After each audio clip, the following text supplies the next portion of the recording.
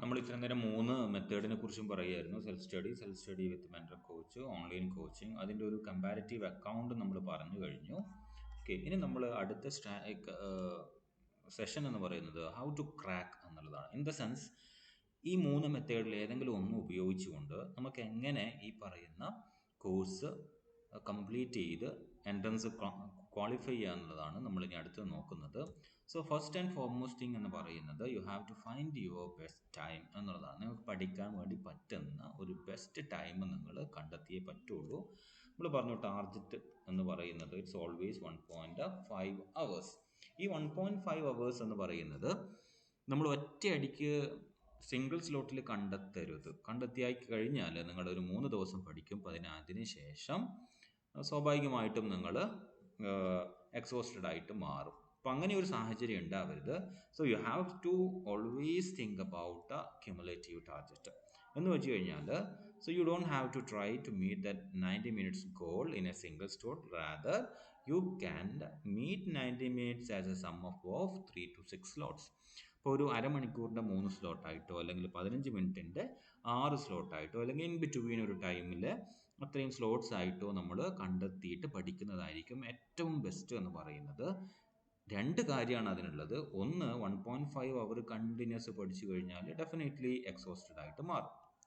രണ്ടാമത്തെ കാര്യം എന്ന് പറയുന്നത് ഈ 1.5 hour നിങ്ങൾക്കിപ്പോൾ ഉപയോഗിച്ചുകൊണ്ടിരിക്കുന്ന സമയത്തിൽ നിന്ന് നിങ്ങൾ എക്സ്ട്രാ കണ്ടെത്തുക എന്ന് പറയുന്നത് you will find it difficult. ഈ 2 ഫാക്ടേഴ്സും ഉള്ളത് കൊണ്ട് തന്നെ you should not go for a single slot of 1.5 hour.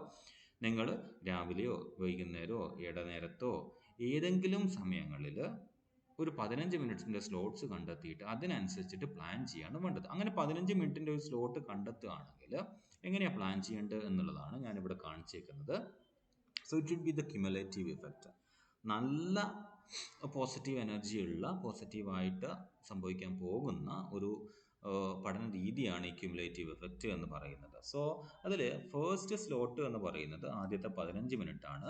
Based on your capacity you will be learning 1 to 3 pages. Okay, അപ്പം ഒരു മെൻറ്റർ നിങ്ങൾക്ക് തരികയാണെങ്കിൽ ഒരു പേജ് മാത്രമേ തരുള്ളൂ.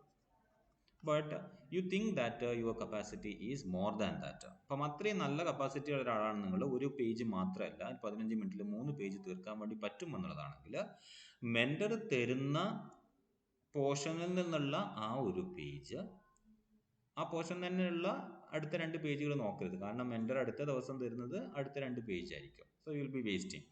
ആൻഡ് മെൻറ്റർ സെറ്റ് ചെയ്തേക്കുന്ന MCQ എന്ന് പറയുന്നത് ഈ ഒരു പേജിനെ ബേസ് ചെയ്തിട്ടായിരിക്കും ചിലപ്പോൾ. അപ്പോൾ അതുകൊണ്ട് തന്നെ സോ 1 to 3 pages എന്നുള്ളതിൽ ഒരു പേജ് മെൻറ്റർ തരുന്നത്. Now you have to find an additional material in the sense from a different topic. Okay, ഒരു പുതിയ ടോപ്പിക്ക്, അതായത് മെൻറ്റർ അതായത് സമയക്രമം കൊണ്ട് തന്നെ മെൻറ്റർക്ക് തരാൻ ചാൻസ് ഇല്ലാത്ത ഒരു ടോപ്പിക്ക് നമ്മൾ പുതുതായിട്ട് കണ്ടെത്തിയിട്ട് അതിൽ നിന്നുള്ള 2 പേജ് ആയിരിക്കണം നിങ്ങൾ അഡീഷണൽ ആയിട്ട് ആഡ് ചെയ്യേണ്ടത്. ഓക്കെ, ഇപ്പം 3 പേജ് എന്ന് പറയുന്നത് ഡെഫിനറ്റ്ലി എല്ലാവർക്കും പോസിബിൾ അല്ല. അതുകൊണ്ടാണ് 1 to 3 pages എന്ന് പറയുന്നത്. ആദ്യത്തെ 15 മിനിറ്റ്സിൻ്റെ കേസിലാണ് പറയുന്നത്. ഓക്കെ, അപ്പം അതുകൊണ്ട് തന്നെ എന്ത് ചെയ്യണം, നമ്മൾ ഒരു പേജ് മെൻറ്റർ തന്നുകൊണ്ടിരിക്കുന്നത്, അടുത്ത 2 പേജ് എന്ന് പറയുന്നത് ഫ്രം എ ഡിഫറെൻറ്റ് ടോപ്പിക്സ് നിങ്ങൾ തന്നെ ഫൈൻഡ് ഔട്ട് ചെയ്ത മെറ്റീരിയൽസ് വായിച്ച് പഠിക്കുക എന്നുള്ളതാണ്. സോ ഇതേ മെക്കാനിസം നിങ്ങൾ അടുത്ത 15 മിനിറ്റ്സ് എന്ന് വെച്ചാൽ അപ് ടു 13th മിനിറ്റ് വരെ നിങ്ങൾ ഫോളോ ചെയ്യുന്നു. So you will be covering 2 to 5 pages. Okay, 2 pages എന്ന് പറയുന്നത് മെൻറ്റർ തരുന്നതും റിമൈനിങ് ആയിട്ടുള്ള 2 pages എന്ന് പറയുന്നത് it should B from the or 1 page is from the different topic that you have selected. അപ്പോൾ ഈ മെക്കാനിസം നിങ്ങൾ കണ്ടിന്യൂ ആണ്. 3ാമത്തെ സ്ലോട്ടിൽ 45th മിനിറ്റ് ആകുമ്പോഴേക്ക് നിങ്ങൾ 3 pages കവർ ചെയ്യുന്നു. അല്ലെങ്കിൽ എഫിഷ്യൻസി കൂടുതലാണെങ്കിൽ you will be just covering the 7th pages. Okay, now you have 4th slot. 4th slotൽ എത്തിക്കഴിഞ്ഞാൽ you are going to forget about the first 2 slots. അങ്ങനെയാണ് അതിൻ്റെ ഒരു ബ്രെയിൻ്റെ നമ്മുടെ ഒരു ആവറേജ് ബ്രെയിനിൻ്റെ ഒരു കപ്പാസിറ്റി എന്ന് പറയുന്നത് അങ്ങനെയാണ്. അതുകൊണ്ട് തന്നെ മറക്കാൻ വേണ്ടിയിട്ട് തുടങ്ങും. സോ ഡെഫിനറ്റ്ലി ഒരു 4th slotൽ നിങ്ങൾ എന്ത് ചെയ്യണം, റിവിഷൻ നടത്തണം. നമ്മൾ ബാക്കപ്പ് എവിടെയൊക്കെ ഈ 3 സ്ലോട്ടിലും പഠിച്ച കാര്യങ്ങൾ ഒന്നും കൂടെ ഒന്ന് റിവിഷൻ നടത്തണം. അതിൻ്റെ കൂടെ 4ാമത്തെ പേജും കവർ ചെയ്യണം എന്നുള്ളതാണ് 4th slotൻ്റെ പ്രത്യേകത. നൗ ഒരു average മനുഷ്യനാണെങ്കിൽ the 4 pages will be enough. അതിൽ കൂടുതൽ പോകേണ്ട കാര്യമില്ല. ആൻഡ് ആവറേജ് അല്ല, നിങ്ങൾ ഭയങ്കര എഫിഷ്യൻ്റ് ആയിട്ടുള്ള ബ്രെയിൻ ഉള്ള ആളാണ് എങ്കിൽ മാക്സിമം 10 പേജസ് വരെ നമുക്ക് കവർ ചെയ്യാം. അപ്പോൾ 75th മിനിറ്റ് ആകുമ്പോഴേക്കും എന്ന് വെച്ചാൽ 5ാമത്തെ സ്ലോട്ടിൽ നിങ്ങൾ പുതുതായിട്ടൊന്നും പഠിക്കുന്നില്ല. നോക്കി, എവിടെയും 4th പേജ്, ഇവിടെയും 4th പേജ്. എക്സ്ട്രാ കപ്പാസിറ്റി ഉള്ള ആൾ മാത്രമാണ് പേജ് നമ്പർ ഒന്ന് കൂട്ടുന്നത്. ആൻഡ് ഈ 4 പേജിൻ്റെയും റിവിഷൻ നടത്തുകയാണ്. ആ ഡെയിലി ടാർഗറ്റിൻ്റെ റിവിഷൻ കംപ്ലീറ്റ് ചെയ്യാണ് ഈ 5ാമത്തെ സ്ലോട്ടിൽ നിങ്ങൾ ചെയ്യുന്നത്. Now you have another 15 minutes left. ഈ 6ാമത്തെ സ്ലോട്ട് എന്ന് പറയുന്നത് revision of daily and cumulative target ആണ്. ക്യുമുലേറ്റീവ് ടാർഗറ്റ് എന്ന് പറയുന്നത് നിങ്ങൾ സ്റ്റാർട്ട് ചെയ്യുന്ന 1ാമത്തെ ദിവസം ഒഴിച്ച് ബാക്കി 2ാമത്തെയോ 3ാമത്തെയോ 4ാമത്തെയോ ദിവസത്തിൽ, ഇപ്പോൾ 4ാമത്തെ ദിവസത്തിലാണ് നിങ്ങൾ നിൽക്കുന്നതെന്ന് വിചാരിക്കുക. So you have to revise the topics that you have covered on first, second and third day in this last 15 minutes. So if you are following such pattern for your learning, definitely you will not be forgetting anything that you have learned. അപ്പോൾ സ്വാഭാവികമായിട്ടും നിങ്ങൾക്ക് എല്ലാ ക്വസ്റ്റ്യൻസും attend ചെയ്യാനും പറ്റും. Exam comparatively easy ആയിട്ട് മാറുകയും ചെയ്യും. ഒന്നും നിങ്ങൾ മറന്നു പോകില്ല. റീവിസിറ്റ് എന്ന് പറയുന്നത് വളരെ ഇമ്പോർട്ടൻ്റ് ആയിട്ടുള്ള സംഗതിയാണ്. അല്ലെങ്കിൽ ഒരുപാട് കണ്ടന്റ് നിങ്ങൾ പഠിച്ചു എന്നല്ലാതെ പഠിത്തത്തിനനുസരിച്ചുള്ള ഒരു റിസൾട്ട് നിങ്ങൾക്ക് ഉണ്ടാക്കാൻ വേണ്ടിയിട്ട് പറ്റില്ല എന്നുള്ളത് നിങ്ങൾ മനസ്സിലാക്കുക. ഓക്കെ, അപ്പം ഇത് കൂടാതെ നമ്മൾ ഇതിൻ്റെ കൂടെ എന്തും കൂടെ ചെയ്യേണ്ടി വരും? MCQ ചെയ്യേണ്ടി വരും. MCQ ടെസ്റ്റ് ഉണ്ട്, അതിനുള്ള സമയം എക്സ്ട്രാ നമ്മൾ വേറെ കണ്ടെത്തുകയാണ്. നമ്മൾ ഫ്രീ ടൈം എന്തെങ്കിലുമൊക്കെ ഉണ്ടെങ്കിലാണ് ഈ ഡെയിലി ടെസ്റ്റ് നമ്മൾ പാർട്ടിസിപ്പേറ്റ് ചെയ്യേണ്ടത്. ഞാനൊരു കാര്യം കൂടെ പ്രത്യേകം എടുത്ത് പറഞ്ഞിട്ടുണ്ട്. എന്താണ്? ടൈം സ്ലോട്ട് എന്ന് പറയുന്നത് ഇറ്റ്സ് യുവർ ഡിസിഷൻ. നിങ്ങൾക്ക് 15 മിനിറ്റ്സിൻ്റെ 6 സ്ലോട്ടാക്കിയിട്ട് മാറ്റാൻ പറ്റുന്നില്ലെങ്കിൽ 20 മിനിറ്റ്സിൻ്റെ 4 സ്ലോട്ടിലേക്ക് പോകാം, അല്ലെങ്കിൽ 30 മിനിറ്റ്സിൻ്റെ 3 സ്ലോട്ടിലേക്ക് പോകാം. ഡിപ്പെൻസ്. ഇവിടെ നിങ്ങൾ എന്ത് ചെയ്യണം? അതിനനുസരിച്ചുള്ള അഡ്ജസ്റ്റ്മെൻറ്റ് നടത്തണം എന്നേ ഉള്ളൂ. ഞാൻ മാക്സിമം ഫ്രീ ആയിട്ടുള്ള ഒരു ഓപ്ഷനിലേക്കാണ് നിങ്ങൾക്ക് ഇവിടെ കാണിച്ചേക്കുന്നത്. സോ ഈ ഒരു പാറ്റേണിൽ പോവുകയാണെങ്കിൽ definitely the trophy will be yours. യാതൊരു സംശയവും വേണ്ട, നിങ്ങൾക്ക് ഡെഫിനറ്റ്ലി അത് നിങ്ങൾക്ക് വേണ്ടിയിട്ടുള്ളതായിരിക്കും.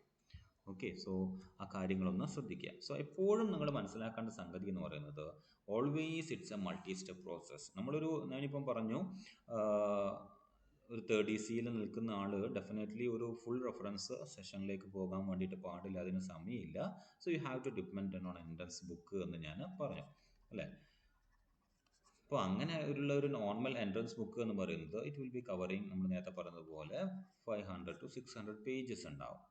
അപ്പോൾ ഈ ഒന്നിച്ച് ഈ 600 പേജസ് നോക്കിയിട്ട് ആകെ കൂടെ അല്ലേ സങ്കടപ്പെട്ട് ഇത്തു കഴിഞ്ഞാൽ കാര്യങ്ങൾ നടക്കില്ല. സോ നമ്മളെപ്പോഴും ഓർമ്മിക്കേണ്ട സാധനം വെച്ചാൽ മൾട്ടി സ്റ്റെപ്പ് പ്രോസസ്സ് എന്നുള്ളതാണ്. ഈ 600 പേജും ഒരു ദിവസം കൊണ്ടല്ല നിങ്ങൾ തീർക്കാൻ വേണ്ടിയിട്ട് പോകുന്നത്.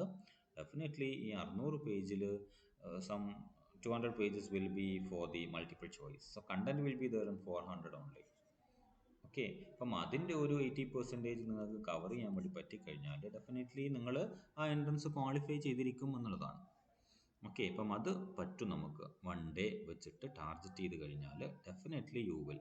നമ്മൾ ഇനീഷ്യൽ ഡേയ്സിലായിരിക്കും ചിലപ്പം 4 പേജ് എന്ന് പറയുന്ന ഒരു റെസ്ട്രിക്ഷനിലേക്ക് നിൽക്കേണ്ടി വരിക. പിന്നീട് നിങ്ങൾ ബ്രെയിൻ ഉപയോഗിക്കുന്നതിനനുസരിച്ചിട്ട് എന്ത് ചെയ്യും? സ്വാഭാവികമായിട്ടും ബ്രെയിന് കുറച്ചും കൂടെ അധികം കാര്യങ്ങൾ ഉൾക്കൊള്ളാൻ വേണ്ടിയിട്ട് ശ്രമിക്കും അല്ലേ. നിങ്ങൾ ഒരു അത്തർ പുരട്ടുകയെന്ന് വിചാരിക്കുക. നിങ്ങൾ സ്ഥിരമായിട്ടൊരു സ്പ്രേയോ അത്തറോ നിങ്ങൾ ഡിയോഡ്രൻറ്റോ എന്തോ ഉപയോഗിക്കുന്നില്ലെന്ന് വിചാരിക്കുക.